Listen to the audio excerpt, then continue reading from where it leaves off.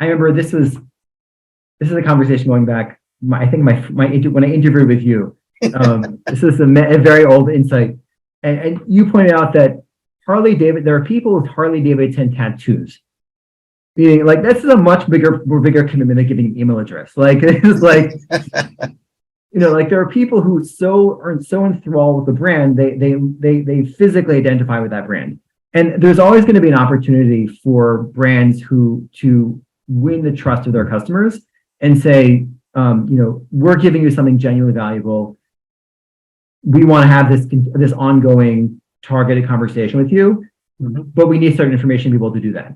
And there's always going to be brands that are just, fly by night. People look at them and say, who are you? Why should I give more information to you? And there's going to be folks in the middle. But I think, from a branding perspective, it's going to be a big challenge. One of the big challenges going forward for brands is not just, will you buy my product, but are you excited about, and do you trust us enough to give us your data? You are listening to Power Marketing with Kevin Lee. Kevin and his agency Did It have helped thousands of businesses win through superior marketing, as have his books, articles, speaking engagements, and the E-Marketing Association Power Marketing podcasts. Here's Kevin. I'm really pleased to be catching up with a Did It alumnus, Abe Mezrich, who worked for me for several years and is now at MediaWallah as the Senior Director of Marketing and Communications. So given the fact that you control the public persona of MediaWallah, like what is the elevator pitch your biz dev team is giving when they're talking about MediaWallah?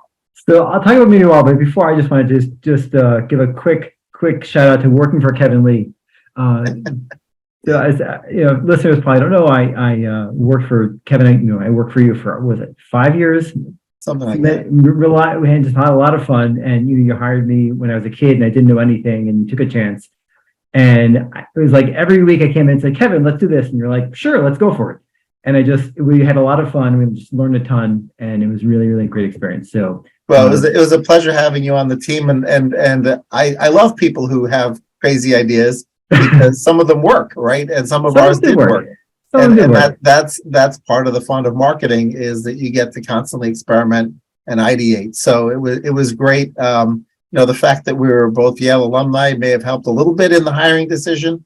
I have to admit, I sort of look at the admissions departments at Ivy Leagues as sort of doing some of your pre-screening for you. So makes sense. It's good when you see a resume like that come across. You give it at least an extra look, and you look for potential there, and that's what I saw in you. So, and then, getting to MediaWallah. So we're an identity resolution company. For folks who don't know, identity resolution is a data science field where basically, if I have one piece of data of how to spot you out in the wild, the usually digital wild, you can add other pieces of data to the mix and say, okay, I have this person's email address. How do I get their phone number? How do I get their, their cookies, their, other pieces of data, so you can adjust them more with more nuance. A great example of a use case we talk about is, let's say I'm a brand and you're a publisher, and there's a customer who's consented to be ad advertised to from both of us. So, I love Cheerios and I love CNN, and I'm perfectly happy to see a Cheerios ad on CNN. And, but the problem is when Cheerios goes to advertisement on CNN, they, in real time, and I'm oversimplifying things, obviously, they match up their data sets and say, okay, I have this username, who's signed up for the loyalty program with kaylee@didit.com, and Cheerio, CNN.com, do you have a user who signed up with kaylee@didit.com? And CNN says, no, sorry, we only have kaylee@givingforward.com or .net. I only have kaylee@givingforward. This is not a match. Right. And in reality, you're the same person, but your data sets, but just purely based on those identifiers, there's no way to know it. So we go on the back end, companies like, in identity space, go on the back end and look at third-party data. They use machine learning. There's a lot of statistics involved, and basically basically say there's a very high likelihood that Kevin Lee giving forward and Kevin Lee did it are actually the same individual, so that you can advertise to that person. And that's the space. And then what makes MediaWallah unique is there's a lot of great companies in this space who do a lot of really interesting things. What's really missing is, especially as the traditional identifiers go away. So, third-party cookies are dying out. Apple is, limiting the types of advertising that can happen all the time. Regulations, etc. There's a shift to first-party data, which is great, but it also means that you're using a lot of really, really sensitive information. On the one hand, the other hand, it also means that every company is going to be on a different stage of the journey to trying to figure out, how they want to tackle everything. So a lot of companies are bringing these data processes in-house, and we help you in-house your identity practice, basically. That's cool. There's a couple of phrases that get thrown around a lot in the identity resolution and identity management space, as well as when people are building CDPs. And you get, like, obviously the third party and first party get thrown a lot, but recently people have been throwing around this idea of zero party data. Right. So can you differentiate for people who may not be familiar with the different nuances there? So zero party data is basically, and second party data gets sort of thrown out in tangent with that. So basically the idea is there's data I own that is, somebody went to my website and gave it to me. There's data I don't own, but I bought on a market. It's third party data that you can sell from resellers, and then there's sort of this in between area where you have, let's say you go to Nike.com and Nike has a partnership with Peloton, and and Nike, you've consented for Nike to sell data to its partners, and then Nike sells data to Peloton. So then it's not quite first party data because I don't own it, but it's not quite third party data because it's not just coming from somewhere. And the challenge is trying to address is there's a lot of murkiness in the data supply chain. It's all coming, it's this person will be selling to that person, be selling to that person. So you want to have sources that are, are reliable. And if you don't have it, or at the very least, as a truth set that you can use to verify your other data off of. But that's so the idea of zero party data is we know the source of this data. It's not from, whether that's our own data or somebody else's data, and it's not from out there. Right. That's really useful. Is there a nuanced difference, or do people think about it differently when a publisher proactively asks for category interests versus imputes it from context? So, for example, if I'm signing up for the newsletter on the New York Times, and they give me choices, right? And so I pick a bunch of choices, and one of the choices I make is automotive, and another choice I make is real estate or travel, right? So I've opted into those proactively. But of course, because it's a login registration type site, they can also watch my content consumption behavior, and they could see, well, he does actually spend a whole lot of time on travel, but never spends time on real estate. So yeah, he's in that newsletter, but we see the signal is much stronger when it comes to travel. Does the fact that one is observed versus one is offered voluntarily, does that sort of make a big difference in the way people think about it? So I'll answer your question with an amazing story. And Kevin, you might know the story. It was, I think it was Target. It was about 10 years ago. They had this brilliant idea. The data science team had this brilliant realization that you always want to target at a customer, a pregnant customer, a couple expecting a baby is a really, really great asset. Because first of all, there's certain products you buy when you're expecting a baby, but also because you're at a point where you're developing a family, and if you can catch that customer at that moment, you can develop this brand loyalty that literally goes, for the entire life cycle of the family. So finding out who is expecting a baby is really, really a great asset. And the data science team realized that there's certain markers you have that indicate strongly that you're going to have a baby. And it wasn't like, obviously pregnancy tests or things like that are obvious, but these are like more, it was like some like combination of certain lotions and like things that you wouldn't expect, and it was just a pattern. Yeah, vitamin E. Vitamin E, right? You're eating a lot of vitamin B or vitamin B or whatever it is that, this person is likely to be pregnant. So there was this kind of terrible thing that happened. It was this teenage girl gets an envelope, like a direct mail piece in the mail saying, congratulations on your pregnancy. Here's a bunch of coupons to Target. And I think it was Target. And and her father looks at this and he's livid. He's like, we're a very conservative family. There was no way my daughter's pregnant. Calls up Target furious. And it turns out the way he found out his daughter was pregnant was through the data science team at Target.com, because they could figure out the patterns before she managed to tell her dad. And, so that's a long way of saying a lot of times, you claim to have a certain interest and you actually have a different interest. I guess the long way of saying it is, it depends on your goal. You can definitely figure out you can definitely figure things out that people aren't necessarily thinking about themselves, but it really depends on what your campaign objectives.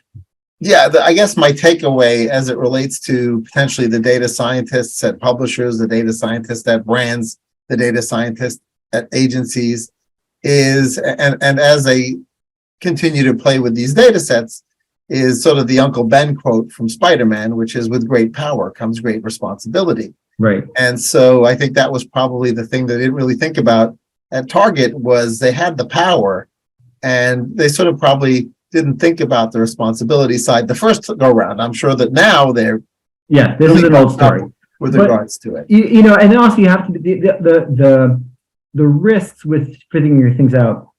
This is not an intent question, but this is sort of on just identifying an individual.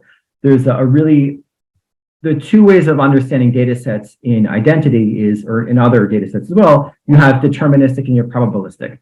So deterministic means that you have seen, you want to know, does this email address match with this IP address, let's say. So you have a user who's logged into your website using a certain email address coming in off of an IP address. So you can say deterministically that these two data sets go together. The challenge with that is that a lot of times you don't, without further context, you don't necessarily know, is that IP address coming in from a home or is that IP address coming in from a Starbucks? And you might and so that the challenge becomes, you say, okay, so this cell phone and this laptop both came in from this same IP address, but if you don't have other context to understand what the IP address is, you might end up saying, okay, well, this cell phone and this laptop should go together, but they actually don't. They're just two people who happen to be sitting together in the same Starbucks and sharing the same Wi-Fi. So there's always a challenge when you're trying to sort of the challenge when you're trying to tease out data like this and sort of saying, whether you're creating a cohort or you're trying to understand based on behavioral patterns. When somebody's raised their hand and said, "I am at this," then some certainty that is what they are, or at least that's what they claim to be wanted to be marketed to as. But when you're trying to sort of pick up clues can lead you astray, and you have to be really careful with that. Absolutely. We used some business to consumer context examples earlier, but I tend to think about it as super powerful as it relates to B2B, when you can start to append data on and truly understand an individual, because when businesses buy, it's actually a person in a business that is often involved in the decision. They may not be that mythical decision maker anymore, like decisions are made by committee, and often there's influencers on the committee, et cetera. But often there's somebody at a pretty senior level that you'd like to be able to talk to as a B2B marketer. And one thing we started doing in our direct mail division is we would append the home address of the executive onto the file, and not just direct mail them at work, but also direct mail them at home, thinking, well, they're probably at home, 2 days a week during the work week anyway, doing work from home. And so it makes sense for us to reach them in both locations. So like the power of the data in a B2B context, I think is sometimes even more actionable than it is on a B2C level, because the value of a B2B engagement is just so high versus some B2C categories like, okay, is Tide really going to get me to change my soap purchase behavior, right? Maybe they are, maybe they aren't, right? Is the value of the incrementality of the data so valuable in B2C? I'd love to hear your thoughts on that, because I know in B2B, the value of incremental data is really high, because if it increases the odds you get the right message to the right person at the right time, you're talking about $1 million sale, right? Right. Getting the right message to the right time on a consumer basis, if it's something big like a mortgage or real estate or a car, okay, that's pretty important. Maybe even white goods and appliances, right? But as you get down into the consumer packaged goods area, the incrementality of the data seems to sort of fizzle out to me, but maybe I'm misthinking it. Right. And it's funny because this is purely anecdotal, but I've noticed a lot of times when I'm searching for solutions for my own business, I get a lot of targeted ads on Facebook, which is clearly not, you'd expect all these ads on LinkedIn, but clearly, there are a lot of businesses thinking about Facebook as another avenue, which is not, it's not a home address, but it's a digital home address. Yeah, exactly. I think the other place where data can be really important for B2B is account-based marketing, where you're trying to reach, this new approach where you're not trying to reach the company, you're trying to, to your point, it's not companies that make decisions, it's individuals that are trying to make decisions. What really big companies, you're trying to figure out, it's not just who do I reach, it's who do I reach, what's the right content that I should be serving up to this person, what's the email, how do I think about this person in terms of the email marketing funnel. There's all these communication decisions have to be made about all these individuals. It's the right person. It's always right, right message, right person, right time. But you're trying to find a needle in a haystack. It's not I'm trying to reach, expecting couples. It's I'm trying to reach Kevin Lee, or people who are CEOs of for organizations involved in the charity. And this particular, at this particular stage in life cycle, at this particular, place in the hierarchy, what's the exact right thing that I should have to put in front of that person at the right time. So I do agree that, whether data is more important for B2B for B2C, that I'm not, I can't, I've spent my whole career in B2B, so I can't weigh in, but there definitely is a value to B2B. And the other thing that's different from, with B2B versus B2C is so many B2Cs, if you're talking about direct to consumer brands where everything happens digitally, you have all the data there. But, if you, a lot of times when you're dealing with CPG or beverage categories or all these categories where there's a reseller involved, and there's all this missing data. It's just a huge challenge. So it definitely often that's less of a problem with B2B because you have the whole cycle. All the communications are either digital or with the salesperson. So there's much more granularity of the data. So a lot of folks may not understand the anonymization layers that you and other folks in your categories add in through the hashing of emails and the hashing of other identifiers to really try to find that perfect balance between anonymity and targeting, right? And so I think it'd be useful for you to sort of walk people through just an understanding of the fact that it's not as creepy as you might think it is. By the way, that's a great lamp you bought last. No, I'm kidding. It's actually really interesting. There was a great example. I was just listening to an Ad Exchanger podcast it was an old episode of the Ad Exchanger podcast last week, and they're talking about something called fingerprinting. And fingerprinting, and the way they're explaining it, there's a thing called fingerprinting, which is a somewhat controversial method in the industry. And what one of the guests said was people don't realize that there's this thing called fingerprinting, which sounds really scary, but basically it is putting together a few different clues that might indicate that somebody might belong to a cohort, might be this person, but it's when you think of a fingerprint, you think of, I know that this person is Kevin Lee. It's much more anonymous than that. And so in terms of there's all this, and I have to confess, I don't know as much about the nuances as I should.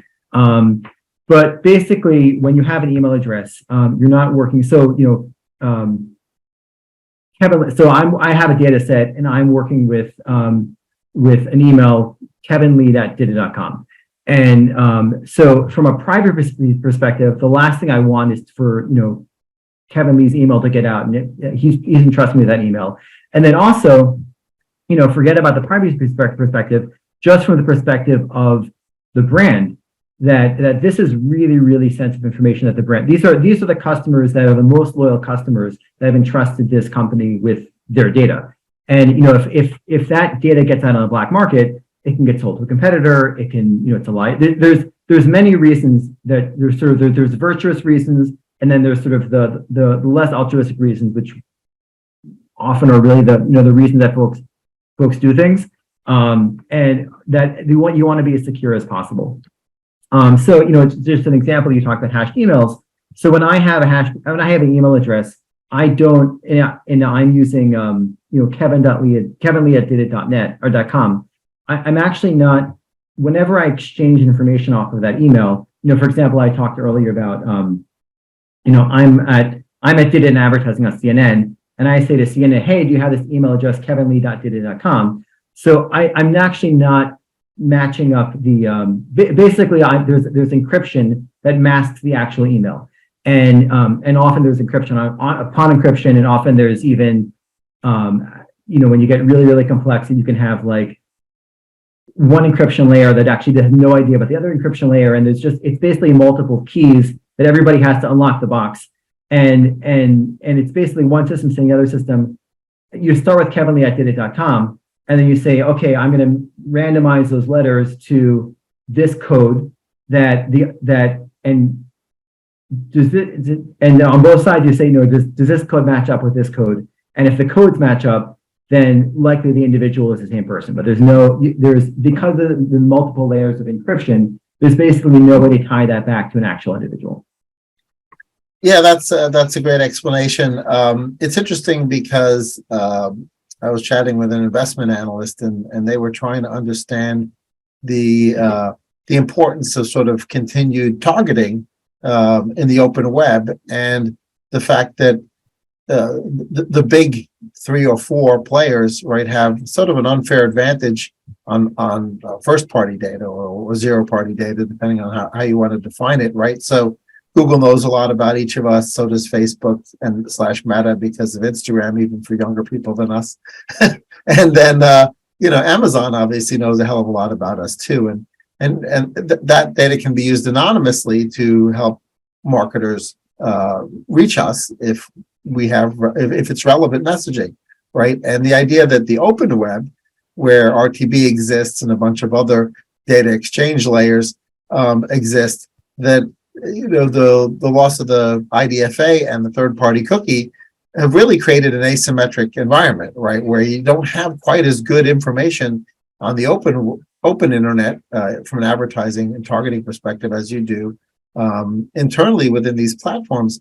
And the odd byproduct of that is that you're going to see worse targeted advertising outside of those walled gardens, right? So the walled gardens can still serve you relevant advertising, but as these things break, either due to regulation or due to policies within Chrome or policies within phones, et cetera, essentially you're breaking the ability to target, and the industry is sort of scrambling to add some of that back, only so that we don't have to see ads for diapers and dentures when our teeth are still in and we don't have a baby, right? I mean, nobody really wants untargeted advertising. It's not good for the consumer, and it's not good for the advertiser. And so the analyst was sort of saying, like, doesn't this create like a really lopsided ecosystem between the walled gardens data and the data that's outside? So I'd love to hear like how your platform sort of maybe rights the ship a little bit,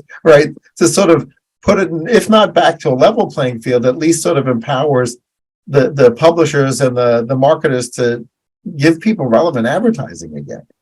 So to make things more dire than just the target advertising, I think the other issue is that when we think about the open web, it's all about, let's go back, as you and I are both old enough to remember all this.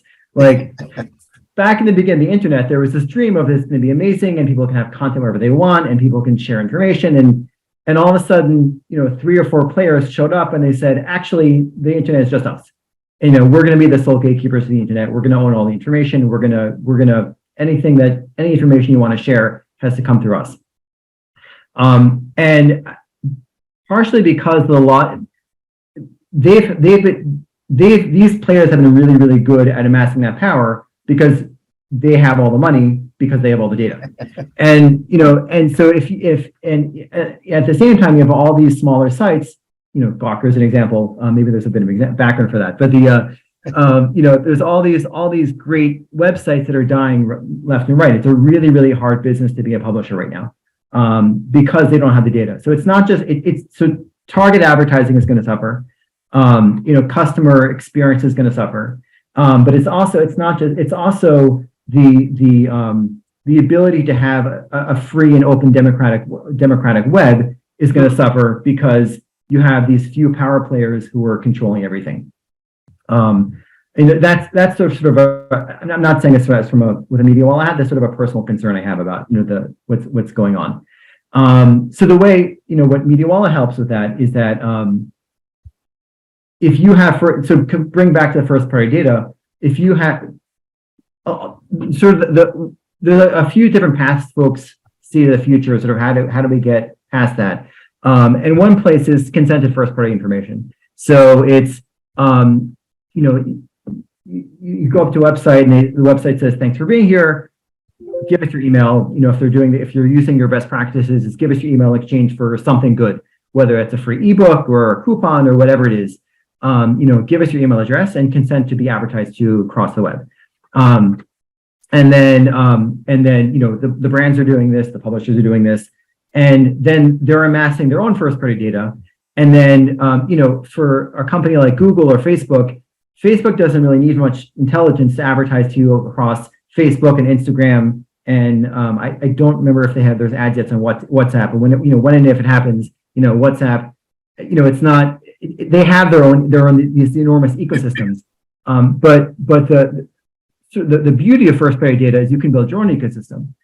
The challenge, though, is that you can only do that if the data lines up, and the scalability of the data you're amassing is only as good as your ability to match it across other sites. So, going back to the original example, if I'm saying, great, I can continue advertising to Kevin Lee because he gave me his email address, kevin@didit.com, it's only as scalable as being able to reach Kevin and all his different email addresses, for example. Right. So what not just MediaWallah, but the whole industry of identity is doing is being able to give that scalable addressability that a Facebook or a Google promises with your own first party data. Yeah. Do you feel like the regulation remains a sort of threat to that ecosystem and providing relevant advertising? Or do you feel like, because it's not federalized in the United States, obviously you got the California and a few other states doing their own thing. And I believe that businesses exemption just expired in January as it relates to all the same notifications and empowerments to the, privacy information that consumers have had as a result of the CCPA. So it seems like it's gotten a lot more onerous from a regulations perspective. It's so first of all, yes, it's not on the federal level yet in the US, but it doesn't necessarily need to be because everybody has to do business in California. So right. So that is essentially the federal law. Right. So it's and I'm saying this as somebody who lives in LA now, so it's very exciting to me. Right. We hold so much power.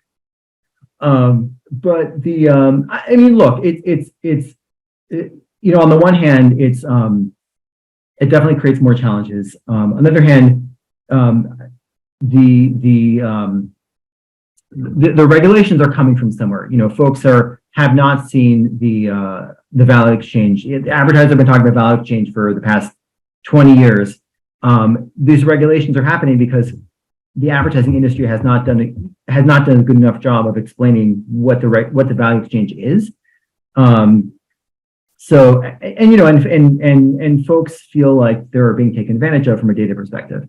That just creates new challenges. It creates but also new opportunities and new ways of thinking about, how do I match my data sets? How do I, the truth of the matter is, I genuinely believe there's always going to be, I remember this is a conversation going back, when I interviewed with you, this is a very old insight. And you pointed out that there are people with Harley Davidson tattoos.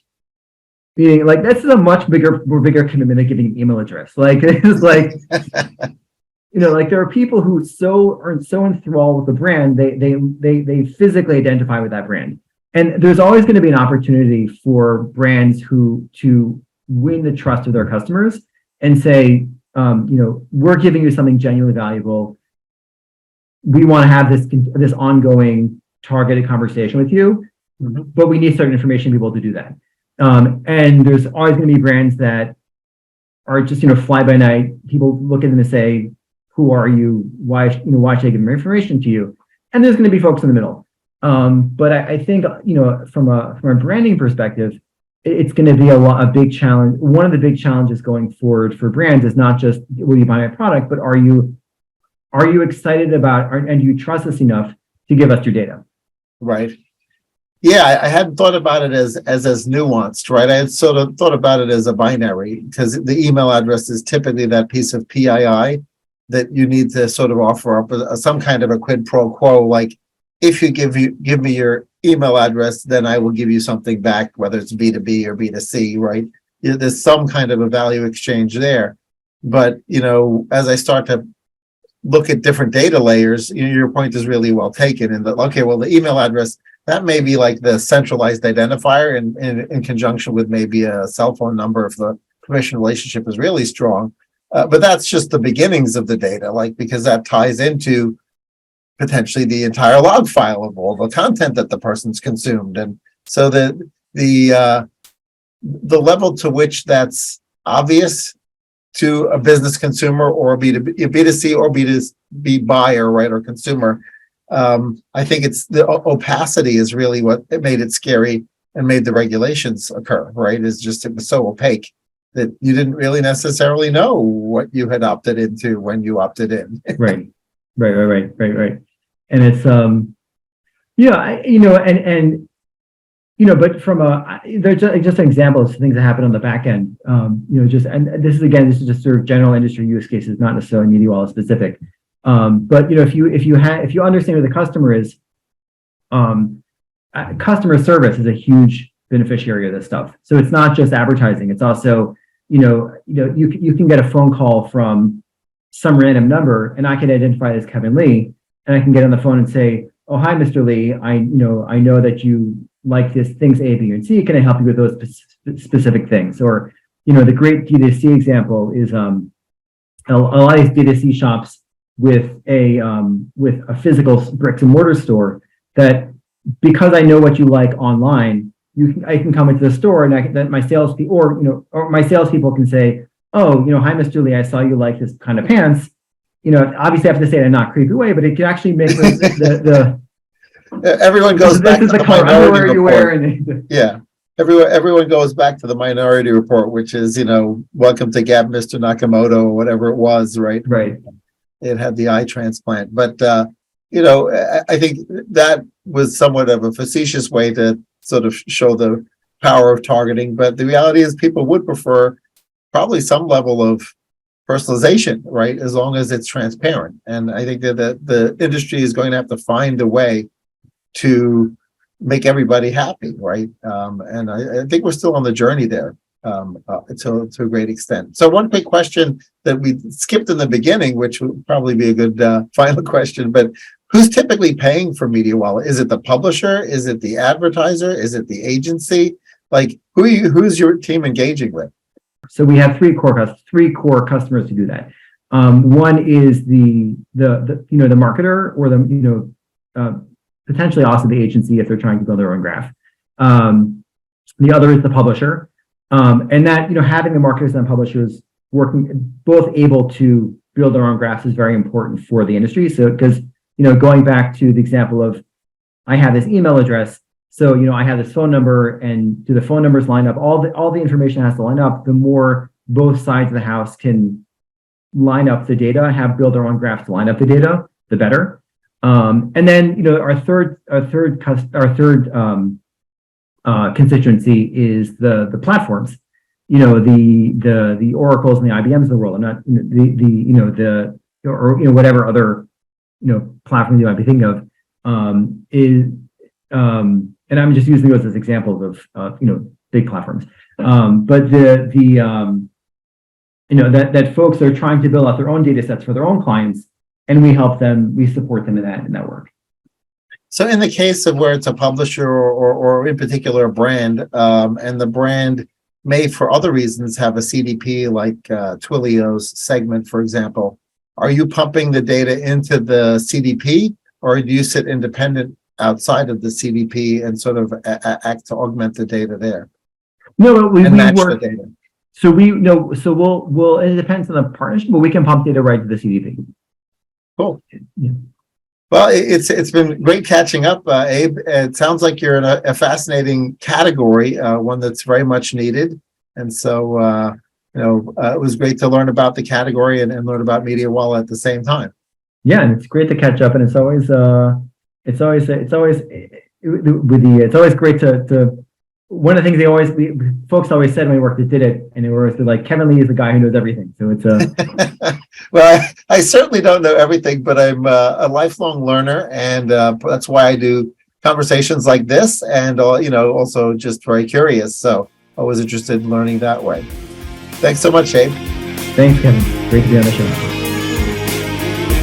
Kevin Lee's Power Marketing is available on all your favorite podcast networks. Kevin loves helping businesses excel at marketing. Having marketing challenges? Just like Santa in The Miracle on 34th Street, if Kevin can't help you, he'll know someone who can. Find him on LinkedIn, subscribe, or follow.